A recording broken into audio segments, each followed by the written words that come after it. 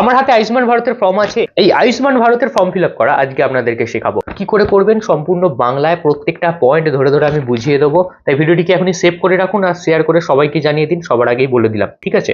এছাড়াও কি কি ডকুমেন্টস লাগবে, কোথায় গিয়ে জমা দেবেন, সবটা বলে দেবো আজকের ভিডিওতে। তাই চলুন দেরি না করে এই ফর্মটাকে ফিল আপ করা শুরু করি। দেখুন, এটাই হলো সেই আয়ুষ্মান ভারতের ফর্ম যেটা ক্যাম্প থেকে দেওয়া হচ্ছে, এবং আপনি অনলাইনেও প্রিন্ট করে এটাকে বার করতে পারেন। যাই হোক, এখানে লেখাই আছে ওয়েস্ট বেঙ্গল সরকার। তো চলুন কথা না বাড়িয়ে ভিডিওটা শুরু করি। যে এখানে দেখুন ডেট লেখা আছে। ডেট ফর্ম ফিল আপের সময় বসিয়ে দেবেন না হুট করে। যেদিন ফর্মটা আপনি ক্যাম্পে বা নির্দিষ্ট পৌরসভা বা পঞ্চায়েতে গিয়ে জমা দেবেন সেই দিনের ডেটই এখানে বসাতে হবে। তাই আগে ফর্মটা ফিল আপ করে রেখে দিন, যেদিন জমা দিতে যাবেন সেদিন ডেটটা বসিয়ে জমা দিয়ে দেবেন। এই তো গেল ডেট। এবার দেখুন এখানে আছে বেসিক বেনিফিশিয়ারি ডিটেলস, আধার নম্বর। এখানে দিতে হবে আধার নম্বর। এখানে অ্যাপ্লিকেশন, যার অ্যাপ্লিকেশন করছেন তার আধার নাম্বার এবং তার নাম এবং তার রেশন কার্ডের নম্বর। এবার প্রশ্নটা আসে যে কার দেবো, আমার বাড়িতে অনেক মেম্বার আছে, কার দেবো? যেমন স্বাস্থ্যসাথী কার্ড ছিল, আপনারা জানেন যে একজনের নামে কার্ড হতো এবং বাকি পরিবারের সদস্যরা সেই কার্ডে অ্যাড থাকতো। ঠিক তেমনই এখানে একজনেরই নামে কার্ড হবে, বাকি পরিবারের সদস্যরা সেই কার্ডে অ্যাড থাকবে। তাই চেষ্টা করবেন যাতে আপনার হেড অফ দ্য যিনি ফ্যামিলি, অর্থাৎ পরিবারের প্রধান যিনি, তার নামই কার্ড করাতে। তাই এখানে তারই আধার নম্বর দেবেন, তার নাম দেবেন এবং তার রেশন কার্ডের নম্বরটা এখানে দেবেন। এবারে আসতে পরের বারে যে ক্যাটাগরি, রেশন কার্ড কোন ক্যাটাগরির মধ্যে পড়ে, ওয়াই, এসপিএইচএইচ, পিএইচএইচ, তো এখানের মধ্যে যে ক্যাটাগরিটা হবে সেই বক্সের মধ্যে টিক দিয়ে দেবেন। এটা হলো পরবর্তী।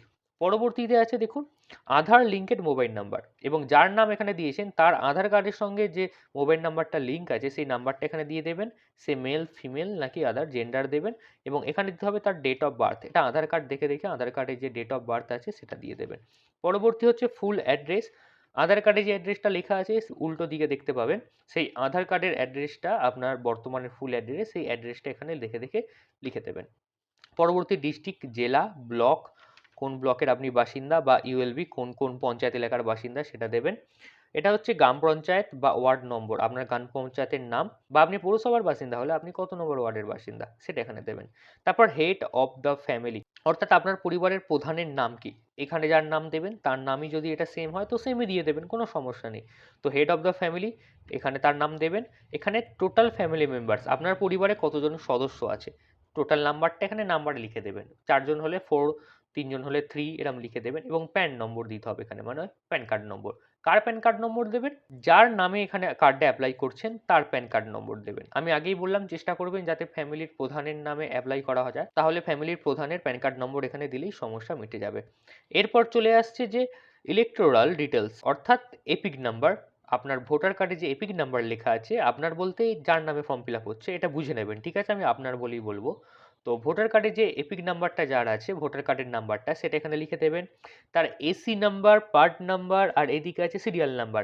এই তিনটে জিনিসও আপনি ভোটার কার্ডের সাথে রিলেটেড, এই তিনটে জিনিসই আপনি পেয়ে যাবেন আপনার ভোটার আগে আপনার বাড়িতে যে স্লিপটা দিয়ে গেছিলো, ভোটার স্লিপ, সেই স্লিপের মধ্যেই দেখবেন আপনার AC number, part number, serial number সমস্ত ডিটেলস দেওয়া আছে, সেগুলোকে দেখে দেখে এখানে লিখে দেবেন। পরবর্তী হলো স্বাস্থ্যসাথী ডিটেলস।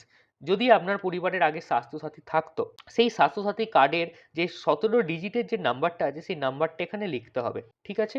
এটা হয়ে গেল। পরবর্তী আছে এখানে, এবার লাস্টের দিকে কিছু ক্রাইটেরিয়া আছে। এই ক্রাইটেরিয়াগুলোকে আপনাকে পড়ে পড়ে ইয়েস নাকি নো সেখানে দাগ দিতে হবে। যেমন প্রথমে লেখা আছে দেখুন, অনলি ওয়ান রুম উইথ কাঁচা ওয়ালস অ্যান্ড কাঁচা রুফ, অর্থাৎ আপনার বাড়িতে শুধুমাত্র একটাই রুম আছে যার দেয়ালগুলো কাঁচা এবং ছাদটাও কাঁচা। যদি হ্যাঁ হয় তাহলে ইয়েস এখানে রাইট দেবেন, যদি না হয় তাহলে নোতে রাইট দেবেন।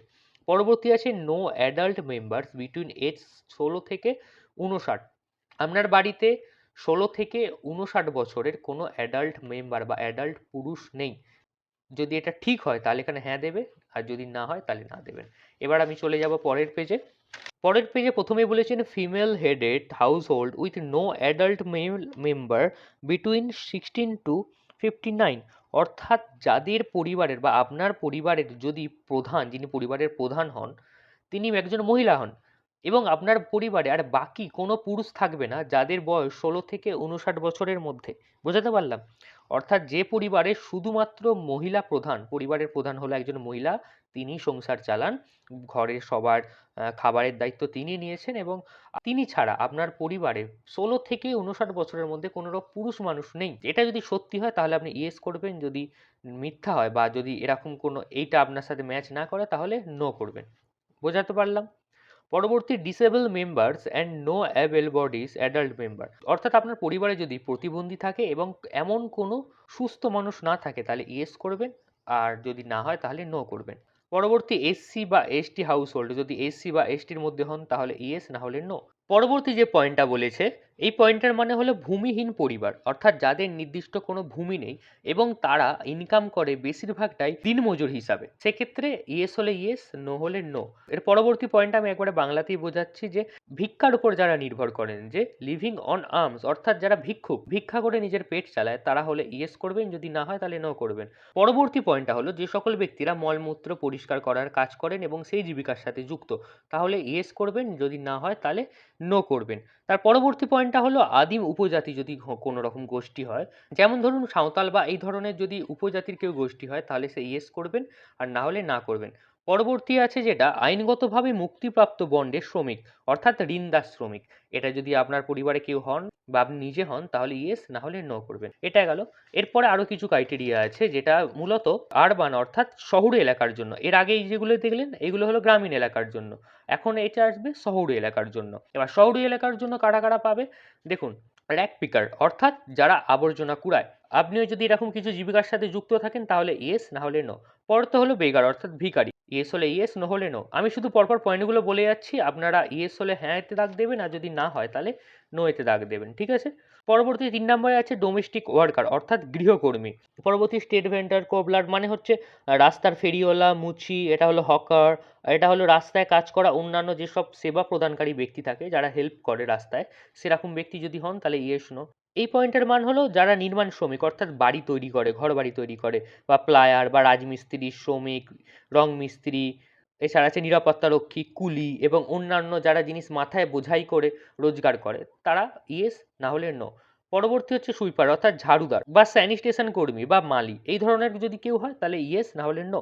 পরের পয়েন্টটা হলো ট্রান্সপোর্ট ওয়ার্কার, অর্থাৎ পরিবহন কর্মী, অর্থাৎ যারা বাস গাড়ি বা বিভিন্ন যানবাহন চালায়, চালক, কন্ডাক্টর, চালক ও কন্ডাক্টরের সহকারী, ঠেলা গাড়ি টানার শ্রমিক, এদিকে আছে ধরুন রিক্সা চালক, এরকম যদি হয় তাহলে সেক্ষেত্রে ইয়েস, না হলে নো। এই পয়েন্টটা হলো শপ ওয়ার্কার, অর্থাৎ ছোট দোকানে কাজ করে কেউ, বা ধরুন কোনো দোকানের সহকারী হিসাবে কাজ করে, বা ধরুন কেউ পিয়ন, কেউ হয়তো বিভিন্ন ডেলিভারি বয় বা ডেলিভারি সহকারী হিসাবে কাজ করে, বা কেউ হয়তো ওয়েটার হিসাবে কোনো রেস্টুরেন্ট বা বিভিন্ন ক্যাফেতে কাজ করে। তো এই জিনিসটা হলে ইয়েস, না হলে নো। আচ্ছা, এরপর হলো ইলেকট্রিশিয়ান, অর্থাৎ যারা ইলেকট্রিকের কাজ করে, এটা হলো মেকানিক, বিভিন্ন জিনিস যন্ত্রপাতি সারায়। এটা হচ্ছে অ্যাসেম্বলার, অর্থাৎ কেউ হয়তো বিভিন্ন যন্ত্রপাতি ফিটিংসের কাজ করে, কেউ হয়তো মেরামত কর্মী, অর্থাৎ যন্ত্রপাতি ধরুন ভেঙে গেছে তারা সেগুলোকে রিপেয়ার করছে, তো এই ধরনের রিপেয়ার কর্মী হলে ইয়েস বা নো। পরবর্তী হলো ওয়াচারম্যান, অর্থাৎ ধোপা, এবং এটা হচ্ছে চৌকিদার। তো ধোপা চৌকিদার যদি কেউ হন তাহলে ইয়েস, না হলে নো। এই হলো এই পয়েন্টগুলো। এরপর হলো এই ক্রাইটেরিয়া যে আপনার পরিবারে বা আপনি কি, আপনার এজ ৭০ বছরের বেশি, যদি হ্যাঁ হয় ইয়েস, না হলে নো। এর পরের পয়েন্টটি হলো আপনার পরিবারের কোনো সদস্যই ASHA, AWW বা AWH নন, অর্থাৎ আশাকর্মী এবং আরও কিছু জিনিস আছে। তো এইগুলো যদি হ্যাঁ হয় তো হ্যাঁ, আর যদি কেউ না হয়, দেখুন বলেছে আমার পরিবারে, এর মানে হলো কি আমার পরিবারের কেউ এগুলোর মধ্যে পড়ে না, তাই যদি না পড়ে তাহলে ইয়েস করবেন, আর যদি কেউ পড়ে তাহলে নো করবেন। এই কথাটা যেন মাথায় রাখবেন, ঠিক আছে?